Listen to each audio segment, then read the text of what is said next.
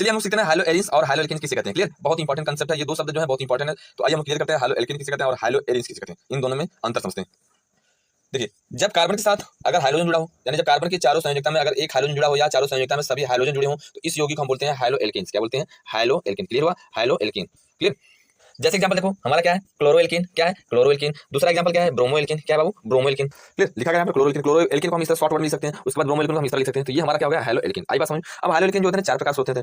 कितने प्रकार होते हैं? चार प्रकार। यदि पूरे कार्बन एक हाइड्रोजन जुड़ा है तो मोनो हाइड्रोजन, अगर पूरे कार्बन के साथ अगर दो हाइड्रोजन जुड़ा है तो डाई हाइड्रोजन, अगर तीन जुड़ा हो तो ट्राई और चार जुड़ा हो तो टेट्रा। ये हुआ हाइलो एल्केन के प्रकार। अब हम बात करेंगे हाइलो एरिन्स के बारे में। हाइलो एरिन्स किसे कहते हैं? जब एरोमेटिक रिंग के साथ, ध्यान सुनिएगा, जब एरोमेटिक रिंग के साथ अगर हमारा हाइड्रोजन समूह का कोई तत्व जुड़ा हो, इसे बोलते हैं हम लोग हाइलो एरिन्स। अब हाइलो एरिन्स हम जानते हैं दो तरीका से हो सकता है। कितने तरीका से हो सकता है? अगर हमारा एरोमेटिक कोई कंपाउंड है उसके साथ हमारा एलोफैटिक कोई जुड़ा हो और उस एलोफैटिक रिंग से या हम कह सकते हैं उस एलोफैटिक चेन से अगर कोई हाइड्रोजन जुड़ा है, ये भी हमारा हाइलो एरिन्स के अकॉर्डिंग आएगा। और दूसरा हमारा क्या है? डायरेक्ट अगर हाइड्रोजन जुड़ा हो रिंग से, तो उसे भी हम लोग बोलेंगे हाइलो एरिन्स। आई बात समझ। अब सवाल है दोनों का नाम क्या है? इसे बोलेंगे नाभिक प्रतिष्ठ, इसे बोलेंगे